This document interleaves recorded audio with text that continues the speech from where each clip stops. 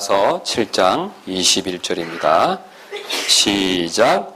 그런즉 내가 한 법을 발견하였나니 곧 내가 선을 행하기 원할 때에 악이 나와 함께 있는 것이로다. 아멘. 제가 잠깐 기도하겠습니다. 주님, 감사를 드립니다. 저희를 주님의 집에 불러 모아주시니 진심으로 감사를 드립니다. 주님께서 오늘 우리를 불러주신 것은 우리에게 은혜를 베풀어 주시고 하늘의 복을 주시기 원하심인 것을 우리가 믿고 있습니다. 주님, 우리의 이 믿음대로 오늘 우리에게 하늘의 복과 은혜를 풍성하게 허락하여 주옵소서. 그리하여서 우리의 마음에 근심과 걱정과 염려와 어려운 일이 있다면 주님이 주시는 은혜와 복으로 그 모든 것들을 이길 수 있고 그 모든 것 가운데서 평안을 얻을 수 있도록 주님께서 함께하여 주옵소서. 주님의 이 복이 특별히 하나님의 말씀을 통해서 우리에게 임하는 것을 알고 있습니다. 부족한 저를 통해서 오늘 하나님의 말씀을 대언케 해주셔서 감사를 드리는데 이 대언된 말씀이 성도들의 마음에 올바르게 정확하게 분명하게 확실하게 증거될 수 있도록 성령께서 역사하여 주옵소서. 특별히 성도분들의 마음을 주장해 주셔서 모든 생각과 뜻이 하나님의 말씀에 집중될 수 있도록 주의 성령께서 역사하여 주옵소서. 저는 아무것도 아닙니다. 주의 성령님께서 도와주셔야 됩니다. 주의 성령께서 강하게 역사해 주실 줄을 믿고 감사드리며 모든 말씀 예수님의 존귀하신 이름으로 기도드렸습니다. 아멘. 다른 생물의 몸속에 사는 무척추 생물을 우리는 보통 기생충이다라고 부릅니다. 여러분 기생충 아시죠? 이 기생충에는 수많은 종류가 있지만 그 중에서도 아주 특이한 종류의 기생충이 하나 있습니다. 이 특이한 기생충의 이름은 바로 연가시입니다. 제가 그림을 준비했는데 이 연가시라는 기생충은 보시는 것처럼 가느다란 철사 모양을 하고 있습니다. 여러분 그렇죠? 예. 평소에는 곤충의 몸에 기생하다가 알을 낳을 때가 되면 물로 돌아갑니다. 그래서 이를 위해 자신이 기생하는 곤충의 뇌를 신경물질로 조정해서 물속에 뛰어들어 자살하게 만드는 아주 특이한 기생충입니다. 즉 뇌를 조종하여 자살을 유도하는 기생충입니다. 그래서 여기 뒤에 앉아 계신 분들은 잘 안 보이시겠지만 이게 사마귀입니다. 예. 근데 사마귀 안에서 지금 뭔가 나오고 있죠? 예, 배설강 일명 이제 항문이죠. 이 항문으로부터 뭔가 지금 실 같은 게 나오겠습니다. 이 나오고 있는 이 실 같은 것이 바로 연가시입니다. 그런데 이 연가시란 것이 이 기생충이 평소에는 가만히 있다가 이제 알을 낳을 때가 되면 뇌를 이 곤충의 사마귀의 뇌를 조종하는 신경물질을 이렇게 발생을 시킵니다. 그래서 그 신경물질을 통해서 사마귀의 의사는 상관없이 물가에 가게 만들어서 결국 물에 빠져 죽게 만드는 것입니다. 그래서 물에 빠져 죽었을 때 여기서 자연스럽게 이렇게 몸 안에서부터 밖으로 빠져나오는 것입니다. 그래서 이 지금 안에는 이 사마귀 안에는 무려 8마리의 지금 연가시가 나오고 있습니다. 그런데 더 놀라운 일은 이 연가시가 사람의 몸에도 기생할 가능성이 있다는 것입니다. 그리고 기생했을 경우에는 사람의 뇌를 조종할 수도 있다는 것입니다. 그래서 작년 7월에는 이 연가시라는 기생충이 사람들 속에 기생하면서 자살을 유도해 많은 사람을 죽게 되는 내용을 그린 영화가 제작되어 상영되기도 했었습니다. 여러분 가운데 보신 분이 있으실 줄로 믿습니다. 실제로 한 의과대학의 기생충학 박사는 그 가능성에 대해서 다음과 같이 말하고 있습니다. 사람들은 보통 기생충에 영향을 받지 않는다고 생각합니다. 하지만 실제로 톡소포도충이라는 기생충에 감염되면 사람이 찾길에 뛰어든다든지 다른 이상한 행동을 하게 만들 수 있습니다. 연가시도 사람의 뇌를 조종하게 된다면 영화에서처럼 물에 얼굴을 쳐박거나 물을 마시다가 죽는 일도 가능할 수 있습니다. 또 위협적인 것은 연가시는 숙주에 들어가면 숙주의 크기의 3배까지 자랄 수 있습니다. 기록에 따르면 2m까지 자란 것이 있다고 하는데 인간의 몸속에서 엄청나게 길게 자란다면 장을 다 헤집어 놓을 수도 있습니다. 정말 이 연가시라는 기생충은 끔찍한 기생충입니다. 여러분 중에 어떤 분은 점심 식사 전에 입맛 떨어지게 왜 기생충 이야기를 말씀하시는지 모르겠습니다 라고 불쾌하게 여기시는 분이 계실지도 모르겠습니다. 그러나 오늘 성경은 이 연갓이라는 기생충보다 더 끔찍한 존재가 우리 안에 기생하며 살고 있다는 사실을 우리에게 알려주고 있습니다. 이 존재는 연갓이처럼 우리 안에 살고 있습니다. 이 존재는 연갓이처럼 우리를 조종할 수 있습니다. 특히 우리의 마음을 조종해서 잘못된 행동을 하게 유도하고 결국에는 죽음에 이르게 할 수도 있습니다. 연갓이는 알을 낳을 때가 되면 몸 밖으로 스스로 빠져나오지만 이 존재는 우리가 죽을 때까지 절대로 우리 밖으로 나가는 법이 없습니다. 그렇다면 여러분, 우리 안에 살고 있으면서 이 연갓이보다 더 끔찍하고 더 징그러운 이 존재가 무엇인지 아십니까? 예, 바로 죄입니다. 죄는 연갓이처럼 우리 안에 실제로 존재하고 있습니다. 죄는 또한 연갓이처럼 우리를 실제로 조종할 수 있습니다. 특히 우리의 마음을 조종해서 잘못된 행동을 하게 만들어 결국은 죽음에 이르게 할 수 있습니다. 연갓이는 결국 우리의 몸 밖으로 빠져나가지만 죄는 절대로 우리 밖으로 나가지 않습니다. 죄는 연갓이보다 더 끔찍하고 더 징그러운 존재입니다. 그러나 오늘 본문은 죄의 끔찍한 특징에 대한 이야기를 여기서 멈추지 않습니다.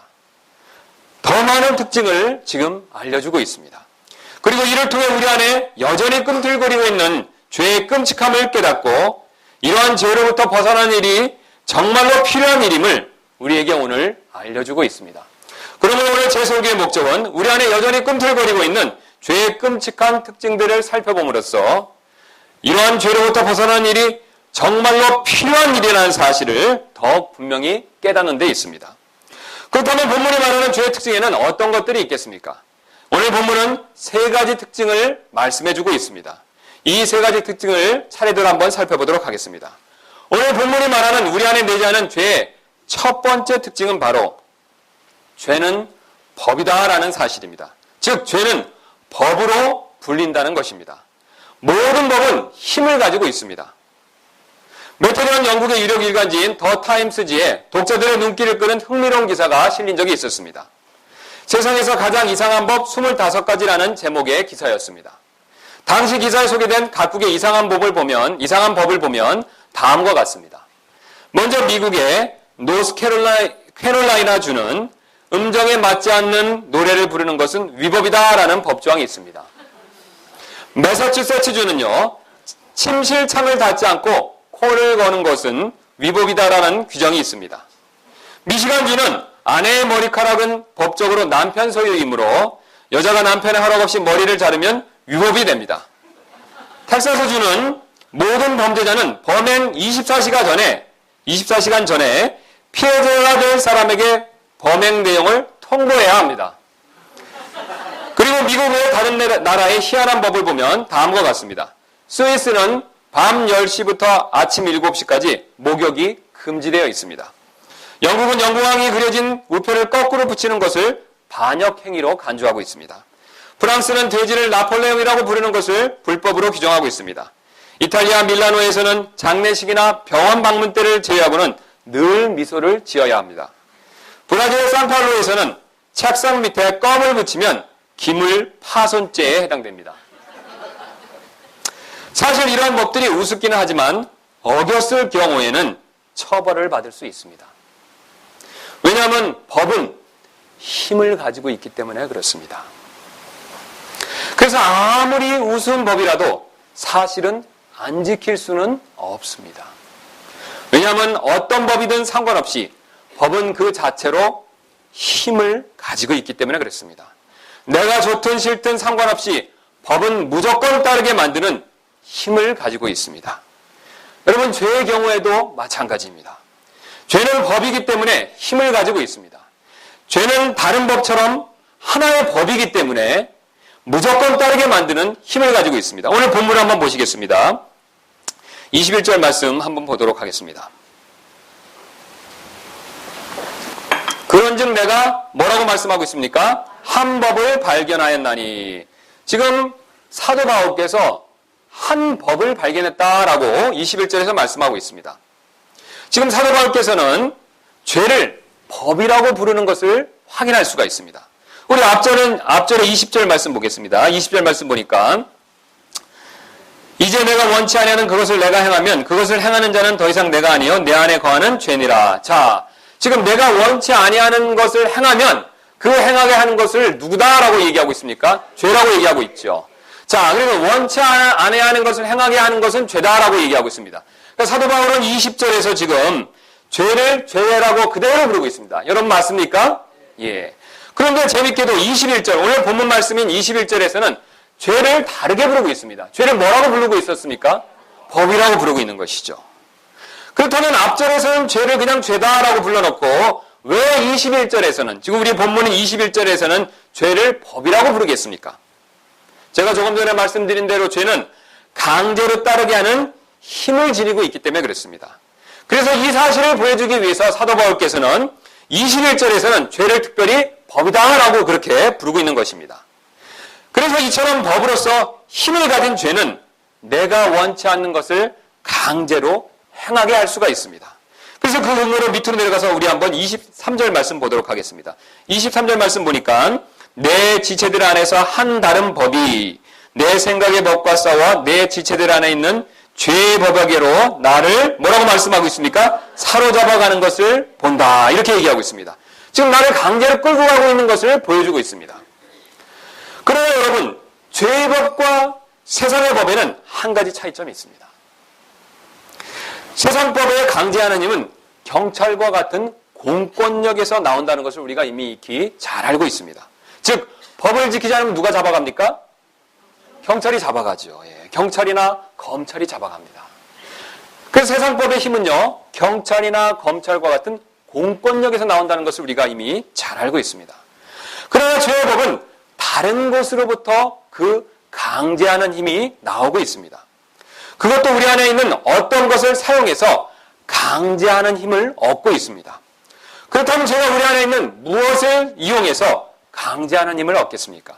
죄는 바로 우리의 욕구를 이용해서 강제하는 힘을 얻고 있습니다. 즉, 죄는 우리의 욕심을 사용해서 강제하는 힘을 얻고 있다는 뜻입니다. 사실 욕심, 욕구는 그 자체로서는 죄가 아닙니다. 어떤 분들은 욕구, 욕심 자체가 죄라고 생각하실 수도 있지만 성경을 엄밀히 보시면 욕구나 욕심 그 자체는 처음부터는 죄가 아니었습니다. 죄가 사용할 때만 죄가 된다라고 성경은 얘기하고 있습니다. 죄가 사용하기 전에는 절대로 본질적으로 그 자체가 죄는 아닙니다. 왜냐하면 욕구 자체는 누가 주신 것이기 때문에 그렇습니까, 여러분? 하나님께서 주신 것이죠. 하나님께서 이 욕구를 우리를 창조하실 때부터 주셨습니다. 이미 우리를 창조하셨을 때부터 식욕, 성욕, 소유욕, 명예욕, 그 외에 우리가 가지고 있는 모든 욕구들을 주셨습니다. 우리 창세기 1장 26절 한번 보도록 하겠습니다.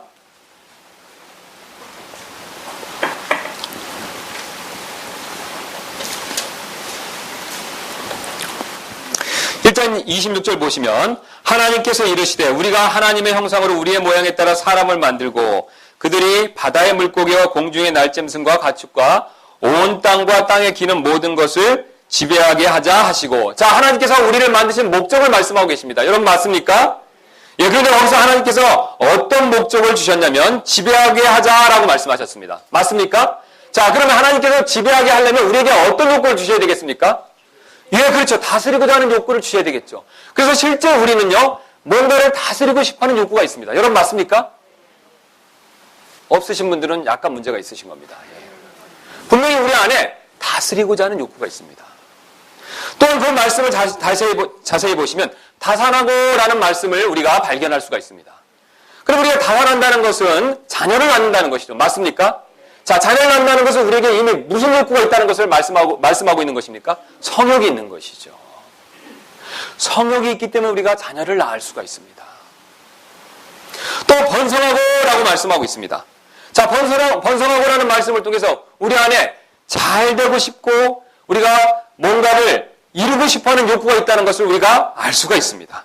또 땅을 채우라라는 말씀을 통해서 소유하고 싶은 욕구가 있다는 것을 우리가 충분히 확인할 수가 있습니다. 중요한 점은 바로 범죄하기 전부터 이런 욕구를 우리가 가지고 있었다는 것입니다. 여러분, 하나님께서 아담에게 이 말씀을 하셨을 때 아담은 이미 범죄한 상태입니까? 아니면 범죄하기 직전입니까? 범죄하기 직전이죠. 범죄하기 전에 욕구를 가지고 있었다는 것은 욕구 자체가 죄가 아니라는 것을 보여주고 있습니다. 또 다른 증거가 있습니다. 죄가 없으신 예수님도 이러한 욕구를 지니고 계셨다는 것을 성경이 보여주고 있습니다. 그래서 찾지는 않지만 마태복음 21장 18절에서 이렇게 말씀하고 계십니다. 이제 그분께서 도시 안으로 되돌아오실 때 시장하시더라. 예수님이 무슨 욕구를 가지고 계신 것을 보여주고 있습니까? 식욕이죠. 예. 그런데 문제는 욕구 자체에 있는 것이 아니라 죄가 이런 욕구를 사용한다는 데 있습니다. 즉 죄는 욕구를 이용해서 나를 범죄하게 만든다는 사실입니다. 여러분, 한번 자동차를 생각해 보시기 바랍니다. 자동차는 빨리 달릴 수 있는 능력을 가진 물건입니다. 여러분, 그렇죠? 자, 근데 자동차를 움직이게 만드는 근본적인 힘은 바퀴나 다른 장치에 있는 것이 아닙니다. 여러분, 그렇다면 자동차를 빨리 움직이게 하는 근본적인 힘은 어디에서 나옵니까? 예, 엔진 안에 있는 휘발유에서 나온다는 것을 우리가 이미 잘 알고 있습니다. 그래서 운전자가 여러분 어떻습니까? 시동을 걸고 뭘 밟습니까? 악셀레이터를 밟으면 엔진 안에 있는 휘발유가 어떻게 되죠? 불타오르죠. 그럼 그 불탈 때 어떻습니까? 예, 엄청난 힘이 나오죠. 그 힘으로 자동차가 움직이는 것을 우리가 이미 잘 알고 있습니다. 자동차가 움직이는 데는 여기까지는 문제가 없습니다. 그러나 운전자가 핸들이나 브레이크를 잘못 작동하면 그때부터 문제가 생기기 시작합니다. 가지 말아야 할 방향으로 가고 멈추지 말아야 할 곳에서도 멈추지 않고 계속 가면 어떻습니까, 여러분? 예, 선이 있는데 선은 이쪽으로 가지 않고 이쪽으로 가면 어떻게 되겠습니까? 사고 나는 거죠. 또 멈춰야 되는데 멈추지 않고 계속 가면 어떻게 됩니까? 사고가 나는 것이죠. 죄가 우리의 욕구를 사용하여 문제를 일으키는 것도 이와 비슷합니다. 사실 우리의 욕구는 휘발유와 같습니다. 욕구가 자극을 받아 불에 타면 뭔가를 하고자 하는 엄청난 힘과 의욕이 생깁니다. 여러분, 식욕이 발동되면 어떻습니까? 먹고자 하는 엄청난 의욕이 생기죠. 엄청난 행동하고자 하는 그런 힘이 생기죠. 맞습니까, 여러분? 예. 이 힘과 의욕 자체는 사실 문제가 없습니다. 그러나 이러한 힘과 의욕이 통제가 되지 않았을 때는 반드시 문제가 생길 수밖에 없습니다. 죄가 노리는 부분은 바로 이 점입니다. 그래서 우리의 자아 대신 자신이 우리의 욕구를 조정해서 문제를 일으키는 것입니다. 그래서 배가 고파서 식욕이 발동되면 죄는 이 식욕을 자신이 통제하려고 합니다. 여기서 여러 가지 속이는 방법을 사용해서 결국은 식욕의 운전대를 거머쥡니다. 일단 식욕의 운전대를 거머쥐면 그때부터 식욕을 가속시켜 모든 것을 필요 이상 먹게 만들기 시작합니다. 그래서 먹지 말아야 할 것을 먹게 만듭니다. 그리고 그만 먹어야 될 때 더 먹게 만듭니다. 즉 가지 말아야 할 방향으로 핸들을 꺾고 브레이크를 밟고 서야 하는 곳에서 뭘 밟는 것입니까, 여러분? 반대로 엑셀레이터를 밟는 것이죠. 결국 죄는 먹지 말아야 할 것을 먹게 만들고 그만 먹어야 될 것을 더 먹게 만들어 결국 탐식하게 만드는 것입니다. 게다가 죄는 개개인의 성격에 따라 맞춤형으로 문제를 일으킵니다. 어떤 분은 성격상 먹는 것보다 나서는 것을 상대적으로 더 좋아하십니다. 나서서 인정받고 싶은 욕구가 식욕보다 상대적으로 더 많으신 것이죠. 죄는 바로 이 점을 이용합니다.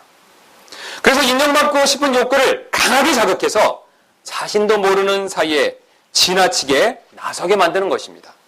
그래서 이런 분은요, 회식 모임에 나갔다 하면 숟가락 잡는 일보다 앞에 나가서 마이크 잡는 것을 더 좋아하십니다. 그래서 한번 마이크를 잡으면 놓지를 않습니다. 우리 교회 다행히 이런 분들이 없으신 것 같은데 이런 분들 주위에서 보신 적이 있으시죠? 예. 이런 분들의 특징은 그만하라고 아무리 눈치를 주어도 못 알아듣는다는 데 있습니다. 여러분 왜 못 알아듣겠습니까? 예, 그 순간만큼은 욕구에 완전히 사로잡혔기 때문에 그렇습니다. 즉 죄가 자극한 욕구에 사로잡혀서 그 순간만큼은 나서고 싶은 욕망에 빠져 완전히 정신이 나갔기 때문에 그렇습니다. 그래서 자기도 모르게 그런 행동을 하는 것입니다. 다른 경우도 마찬가지입니다. 도둑질을 저지른 사람들의 자백을 들어보면 한결같이 훔치는 순간 돈 욕심에 눈이 멀어서 그랬다는 이야기를 우리는 흔히 들을 수가 있습니다. 여러분, 모든 죄가 다 똑같습니다.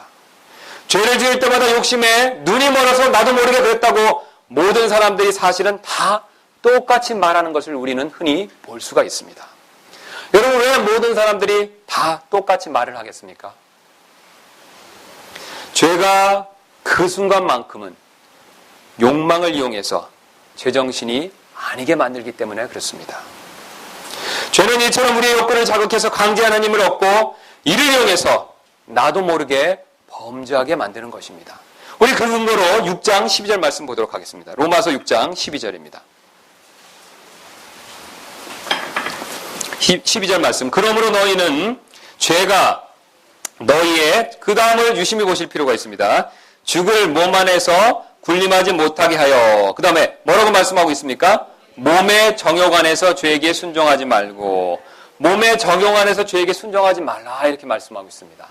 그럼 이렇게 하지 말라는 것은요, 반대로 우리가 그렇게 할 수가 있다는 것이죠. 그럼 반대로 우리가 몸의 정욕 안에서 누구에게 순종한다는 것입니까? 죄에게 순종한다는 것이죠. 우리가 죄에게 순종하긴 하는데 무엇을 통해서 순종한다라고 얘기하고 있습니까? 몸의 정욕을 통해서 한다는 것입니다. 사실은 이 과정이 너무 반복적으로 되고 너무 빨리 이루어지기 때문에 우리 스스로는 이것을 잘 알 수가 없습니다. 우리가 어떤 잘못된 행동을 했을 때는 사실은 지나친 욕구 때문입니다. 여러분, 그런 경험 있으시죠? 그런데 도대체 그런 욕구를 자극하는 존재가 누구냐는 것이죠. 우리가 스스로 생각할 땐 내 자신인 것 같습니다. 그러나 오늘 성경은 그렇게 말하고 있지 않습니다. 물론 나도 내 자신이 욕구를 자극받아서 내 자신이 그런 행동을 하긴 하지만 그거보다 근본적으로 내 욕구를 강하게 자극하는 존재가 있다는 것을 말씀해주고 있습니다. 여러분, 그 존재가 바로 죄라고 오늘 하나님께서 우리에게 알려주고 계십니다. 기생충 연가시가 신경물질을 이용해서 뇌를 조정하듯이 죄는 욕심을 이용해서 우리의 마음을 조정할 수가 있습니다. 그러므로 우리는 이런 죄의 힘을 가볍게 여기서는 안 됩니다. 특히 죄가 도구로 사용하는 욕심을 잘 통제할 필요가 있습니다. 특히 성령의 힘을 통해서 욕심을 통제하는 것이 필요하다라고 주님께서 우리에게 오늘 말씀해주고 계십니다. 우리 갈라디아서 5장 16절하고 17절 말씀 한번 보도록 하겠습니다.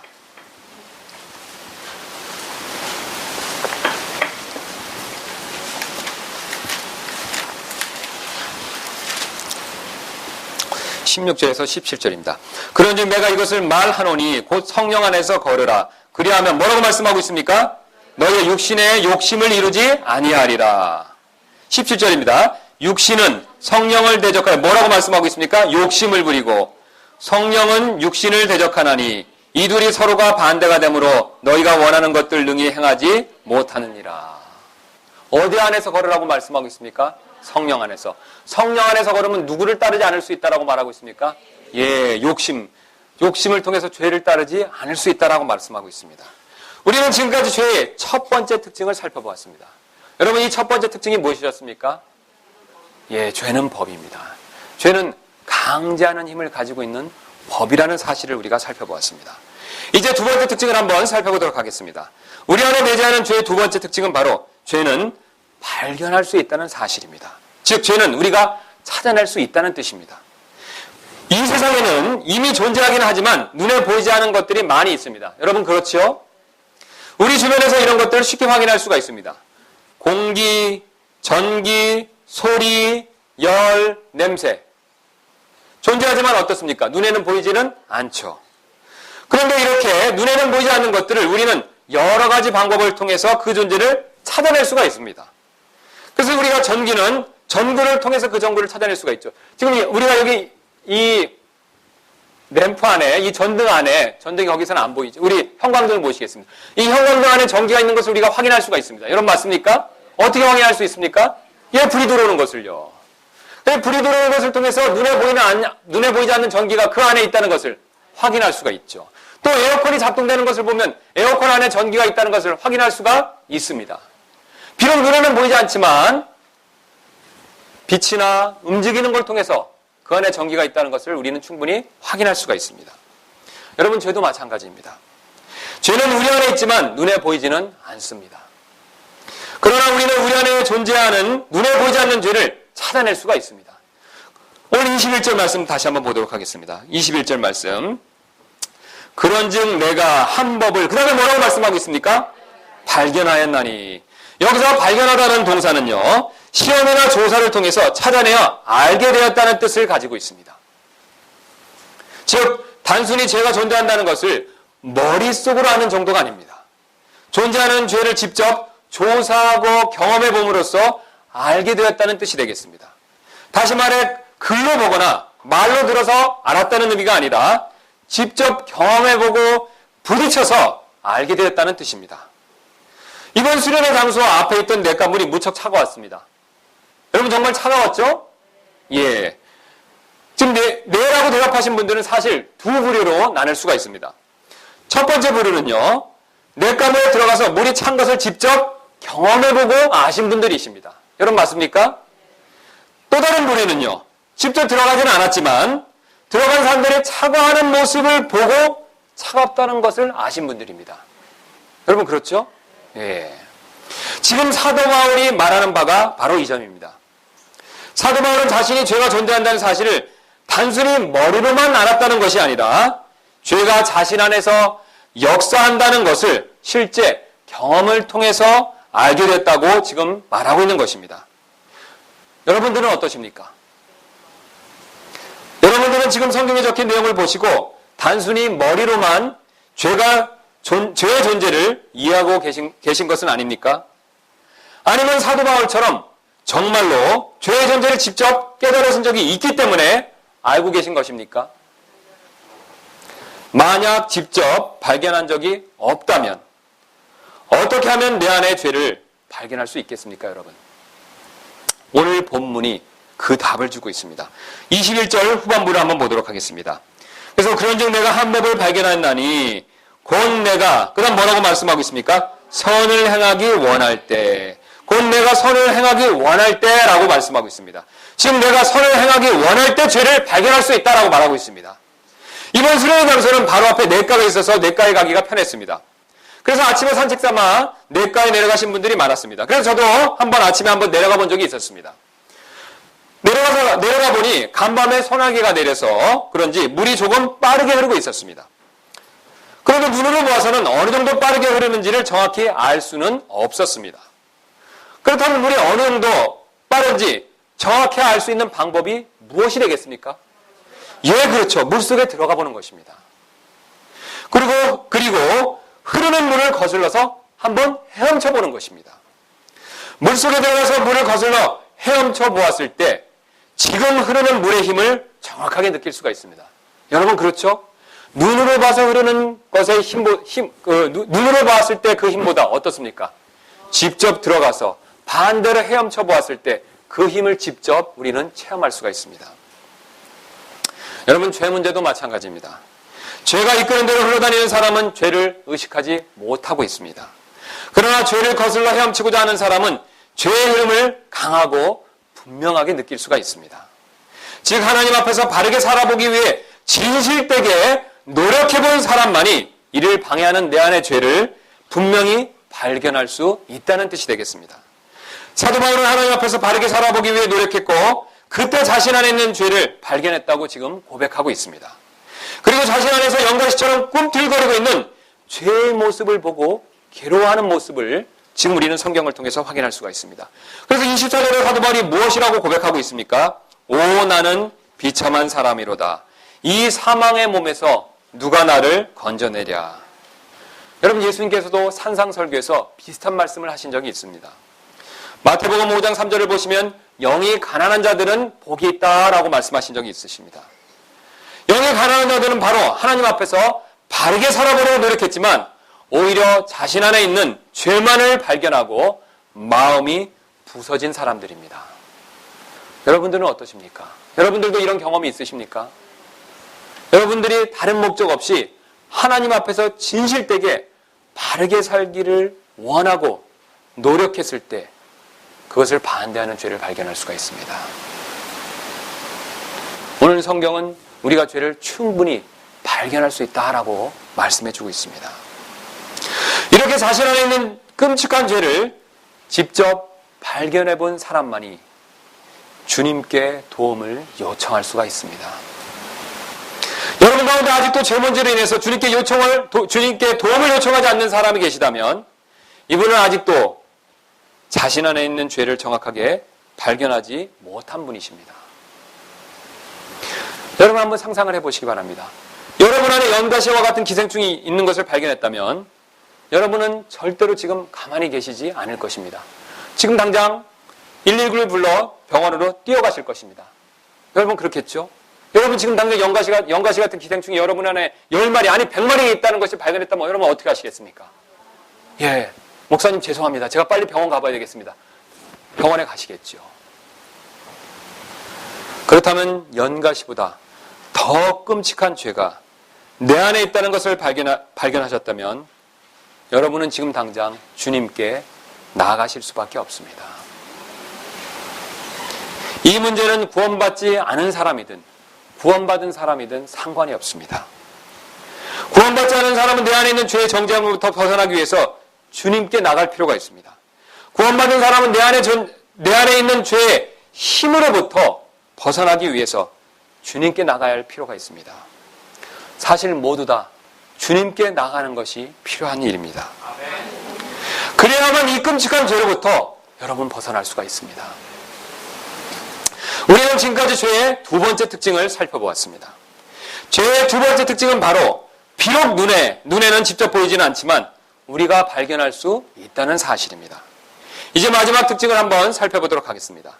우리 안에 내재하는 죄의 마지막 특징은 바로 죄는 항상 반대하는 원리라는 사실입니다. 즉 항상 대립하는 원리라는 사실입니다. 반대는 대립은 항상 갈등을 불러올 수밖에 없습니다. 집안에서 가족 간에 어떤 일로 인해서 서로 대립하면 여러분 아무리 가족이지만 서로 갈등을 겪을 수밖에 없습니다. 여러분 그렇죠? 예. 그래서 부부간이든 부자간이든 형제간이든 상관없이 어떻습니까? 대립하면 어떻습니까? 갈등을 겪을 수밖에 없습니다. 그래서 하다못해 저녁에 간식 메뉴를 결정할 때 아빠와 딸은 치킨을 먹자고 하고 엄마와 아들은 피자를 먹자고 서로 대립하면 어떻습니까? 치킨과 피자는 고사하고 싸움만 날 뿐이죠. 아무리 가족이지만 어떻습니까? 대립하면, 반대하면 갈등이 생길 수밖에 없습니다. 죄가 역사하는 방법도 이와 비슷합니다. 죄는 항상 우리의 양심에 반대하기 때문에 마음에 갈등을 불러오고 있습니다. 특히 내가 양심에 따라 선을 행하려고 할 때 극렬히 반대를 합니다.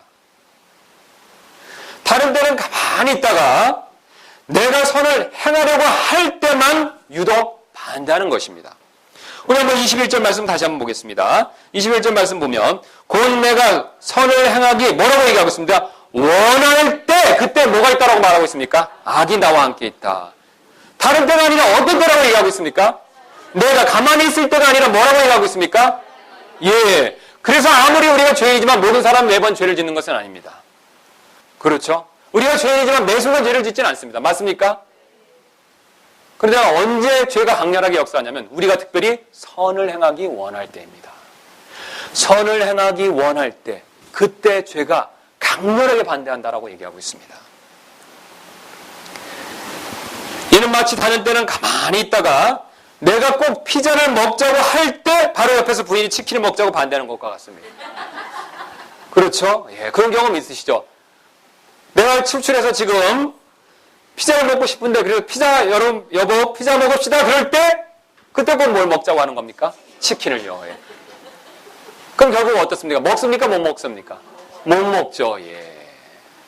죄가 이와 비슷하게 역사하고 있습니다. 내가 선을 행하려고 할 때 바로 그때 죄가 역사하기 시작합니다. 마찬가지로 내가 다른 사람을 용서해 주려고 할 때 바로 옆에서 죄가 용서해 주지 말아야 한다고 반대하고 있습니다. 그래서 결국은 고민하다가 용서를 못 해주는 것입니다. 게다가 선을 행하면 행할수록 반대는 점점 더 커질 수밖에 없습니다.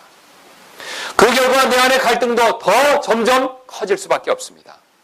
그래서 이번 수련회에서 사랑하라고 배워서 이를 실천해 보려고, 그래도 내가 참고 그 사람을 용서해 주려고 할 때 죄는 그 사람을 용서해 주지 말아야 12가지도 더 되는 이유를 생각나게 해서 용서는커녕 더 미워하게 만들어 버립니다. 여러분 그런 경험 있으시죠? 하나님 말씀을 배워서 사랑하고 용서해 주기 위해서 그런 마음을 다져 먹습니다. 용서해야지 생각하고 기도도 하죠. 근데 기도할 때 놀라운 일이 벌어지죠. 어떤 일이 벌어집니까? 나도 모르는 사이에 그 사람이 과거에 실수했던 내용이 더 많이 생각납니다. 여러분 도대체 누가 그런 생각을 주겠습니까? 하나님입니까? 성령님입니까? 내 자신입니까? 오늘 하나님께서 그 답을 가르쳐주고 계십니다. 죄입니다. 내가 선을 행하기 원할 때 악이 나와 함께 있는 것이로다. 사도 바울은 이것을 발견했습니다. 이런 이유 때문에 우리가 남을 도와주거나 사랑하기가 어려운 것입니다.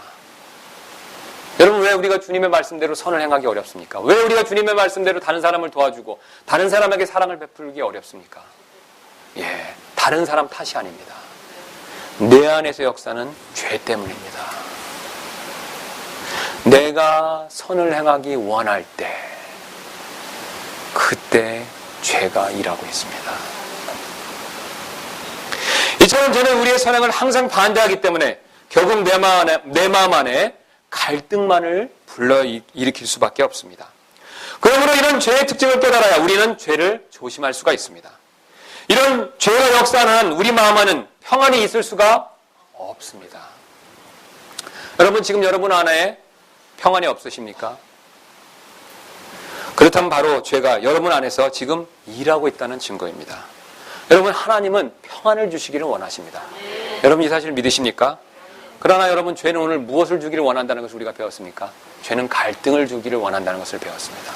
하나님은 항상 평안을 주시기를 원하십니다. 그래서 로마서 8장 6절에 이렇게 말씀하고 있습니다. 육신적으로 생각하는 것은 사망이요 영적으로 생각하는 것은 생명과 평안이니라. 하나님은 무엇을 주기를 원하십니까? 평안을 주시기를 원하십니다. 죄는 무엇을 주기를 원합니까? 갈등을 주기를 원합니다. 여러분 어떻게 죄가 우리 안에서 갈등을 줍니까? 내가 선을 행하기 원할 때 그때 죄가 반대 방향으로 역사하는 것입니다. 그러니 내 마음이 둘로 나뉘니 갈등이 생길 수밖에 없는 것입니다.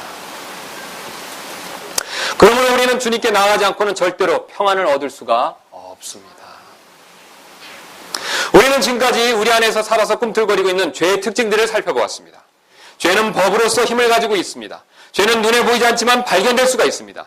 죄는 항상 반대함으로써 갈등을 가져온다는 사실을 살펴보았습니다. 이로부터 얻을 수 있는 몇 가지 교훈을 살펴보고 이제 말씀을 정리하도록 하겠습니다. 우리가 오늘 말씀으로부터 얻을 수 있는 첫 번째 교훈은 죄는 항상 언제나 우리 안에 존재한다는 사실입니다. 우리가 과거에 구원받기 전에는 죄 아래 살았습니다. 여러분 그렇죠? 우리가 과거에 구원받기 전에는 죄 아래 살았습니다. 누가 우리를 지배했습니까? 죄가 지배했죠. 우리가 구원받고 난 이후에는 지금 어디 아래 살고 있습니까? 은혜 아래 살고 있죠. 구원받기 전에는 죄 아래 살았고 그 다음에 구원받은 이후에는 지금 어디에 살고 있습니까? 은혜 아래 살고 있습니다. 그렇다고 내 안에 있는 내가 지금 은혜 아래 있다고 해서 내 안에 있는 내 속에 있는 죄가 없어진 것은 절대로 아닙니다. 내 위에서 나를 지배하는 죄는 분명히 없어졌습니다. 왜 그렇습니까 여러분? 나는 은혜 아래에 있기 때문에 그렇습니다. 그러나 여전히 내 안에는 죄가 남아 있습니다.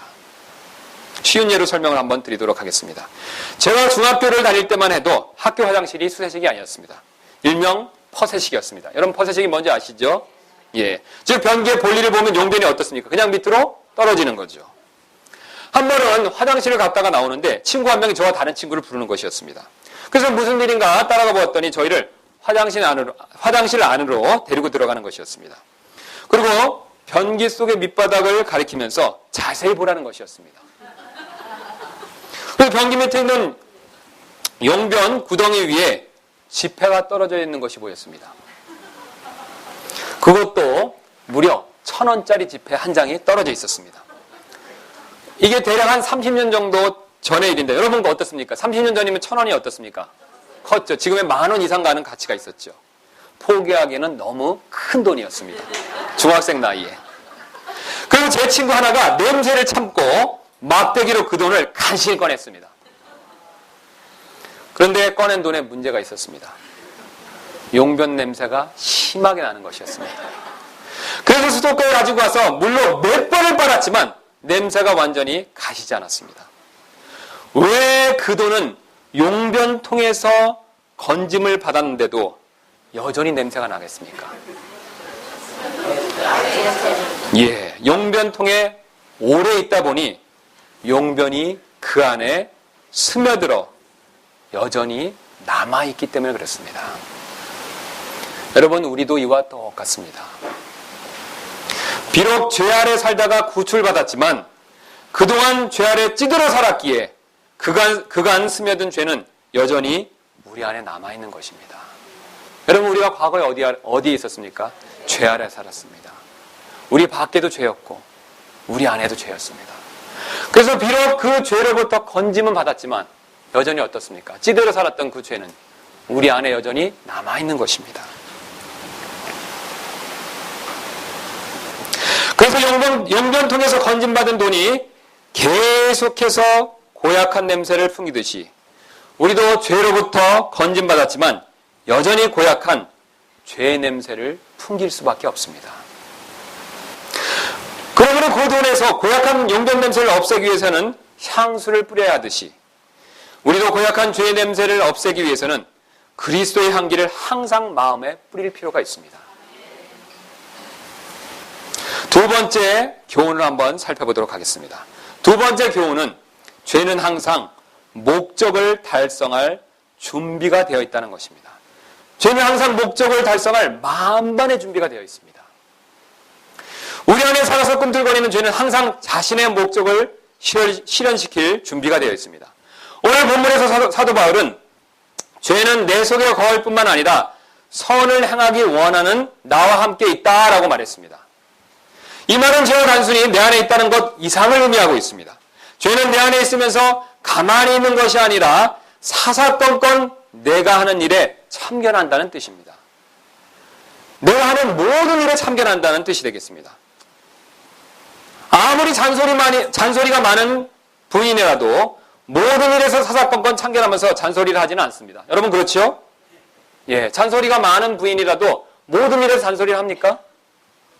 예, 대답이 없으신 걸 보니까 사사건건 잔소리 하시는 것 같습니다. 그러나 아무리 사사건건 참견을 많이 한다고 하더라도 결코 죄를 따라갈 수는 없습니다. 왜냐하면 죄는 반대하는 성질을 가지고 있기 때문에 열이면 열, 100% 반대하며 참견하고 있습니다. 사실 죄는 어쩌다가 참견하는 것이 아닙니다. 죄는 우리가 무슨 선한 일을 하든지 나타나서 반드시 반대하며 참견하고 있습니다. 우리가 선한 일을 하려고 할 때 어떤 때는 죄가 나타나고 어떤 때는 죄가 나타나지 않는 것이 아닙니다. 오늘 본문의 유심히 보면 사도 바울이 강조해서 말씀하는 내용은 죄는 우리가 조금이라도 선한 일을 하려고 하면 100% 어김없이 절대적으로 반대한다는 것입니다. 예외가 없습니다. 특히 그래서 우리가 기도할 때, 말씀을 들을 때, 선을 베풀 때, 하나님을 사랑하고 이웃을 사랑하려고 할 때, 시험에 저항할 때 더 극렬하게, 악랄하게 반대하고 방해한다라고 오늘 하나님께서 알려주고 계십니다. 여러분 기도하고 말씀을 듣고 사랑을 실천하는 일이 힘드시죠? 여러분 쉬운 일입니까? 어렵습니다. 예, 분명히 힘든 일입니다. 여러분 그렇다면 왜 힘든 일입니까? 예, 죄가 바로 내 안에서 역사하기 때문에 그렇습니다. 죄는 놀랍게도 지금 제가 말씀을 드리는 이 순간에도 여러분의 마음에서 방해하는 일을 행하고 있습니다. 하나님 말씀을 제대로 듣지 못하게 방해하고 있다는 것입니다. 온갖 다른 생각을 주어서, 피곤하다는 생각을 주어서, 덥다는 생각을 주어서 하나님 말씀을 올바르게 듣지 못하게 하고 있습니다. 여러분 놀랍지 않습니까? 왜 중요한 하나님 말씀을 듣는데 내 마음에서 다른 생각이 나냐는 것이죠. 누가 그 생각을 주냐는 것이죠. 죄가 주고 있습니다. 성령님이 주십니까? 올바르게 살고자 하는 내 자신이 그것을 주고 있습니까? 아닙니다. 죄가 지금 주고 있습니다. 여러분, 이 사실을 깨달으실 필요가 있습니다. 그러므로 우리의 힘만을 가지고는 도저히 내 안에서 역사하는 죄를 이길 수가 없습니다. 왜 그렇습니까, 여러분? 죄가 역사하는 것조차도 나는 모르고 있습니다. 하나님 말씀이 아니면 죄가 있는지, 죄가 어떤 방법으로 역사하는지를 도저히 알 수가 없습니다. 그냥 단지 내가 그런다라고 생각하고 있습니다. 여러분, 오늘 하나님께서 우리가 범죄하는 비밀을 가르쳐주고 계십니다. 내 안에서 숨어서 은밀히 역사하는 죄가 모든 문제를 일으킨다라고 말씀하고 계십니다. 그러기에 주님의 도움이 필요합니다. 특히 성령의 도움이 필요하다는 것을 하나님께서 말씀해주고 계십니다. 그러므로 여러분, 죄의 유혹이 있을 때마다 성령님께 도움을 요청하실 필요가 있습니다. 이제 마지막 교훈을 한번 살펴보도록 하겠습니다. 죄는 항상 능숙하게 자신의 목적을 달성한다는 사실입니다. 죄는 내 밖이 아니라 내 안에 거하고 있기 때문에 나 자신에 대해서 누구보다도 잘 알고 있습니다. 여러분, 죄가 어디에 있습니까? 내 안에 있죠. 물론 구원받기 전에는 내가 죄 아래 있기 때문에 죄가 밖에도 있습니다.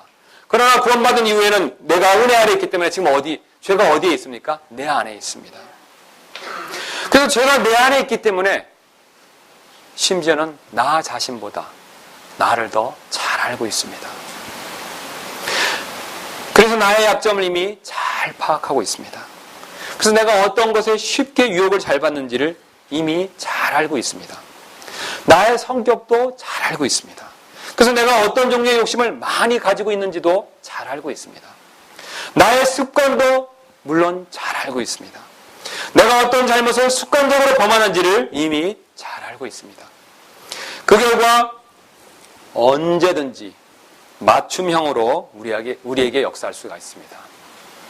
그래서 히브리서 12장 1절 말씀을 보면 죄의 이런 능수능란한 특징을 얽매기 쉬운 죄다라는 표현을 우리가 확인할 수가 있습니다. 왜 죄를 얽매기 쉬운 죄라고 부르고 있습니까? 우리를 능수능란하게 범죄하게 만들 수 있기 때문에 그렇습니다. 게다가 죄는 속이는 힘을 가지고 있습니다. 자신의 존재를 감출 수가 있습니다. 자신의 활동을 감출 수가 있습니다. 제가 조금 전에 말씀드렸죠. 지금 말씀을 듣는 순간에도 죄가 어떻게 할 수 있다고 말씀드렸습니까? 반대로 역사할 수 있다고 말씀드렸죠. 그런데 제가 이 말씀을 드리는 순간에도 아니야, 저건 사실이 아니야. 죄는 자신의 존재를 감춥니다. 목사님이 엉뚱한 소리를 하는 거야. 글쎄, 성경이 정말 사실일까? 그런 의심을 주는 존재가 누구입니까? 죄입니다. 죄는 자신의 존재를 감추고 속일 수가 있습니다. 아니면 다른 사람을 탓하게 만들 수가 있습니다. 그러므로 하나님께서 도와주시지 않으면 우리는 도저히 죄의 역사로부터 빠져나올 수가 없습니다. 우리는 사실 사도 바울의 고백처럼 정말로 비참한 사람입니다. 살 길은 한 가지밖에 없습니다. 바로 살 길은 그리스도께 나오는 길밖에 없습니다. 그리스도께서는 요한복음 7장 36절에서 이렇게 말씀하신 적이 있으십니다. 그러므로 아들이 너희를 자유롭게 하면 너희가 참으로 자유롭게 되리라. 그리스도께 나오는 자만 이 죄로부터 자유를 얻을 수 있다라고 말씀하고 계십니다. 여러분 가운데 아직도 구원받지 못하셔서 죄의 지배 아래 허덕이시는 분이 있으십니까? 이 시간 그리스도께 나오시기 바랍니다. 여러분 가운데 이미 구원받으셨지만 여전히 자신 안에 거하는 죄의 역사에 늘 속는 분이 계십니까? 이 시간 그리스도께 나오시기 바랍니다.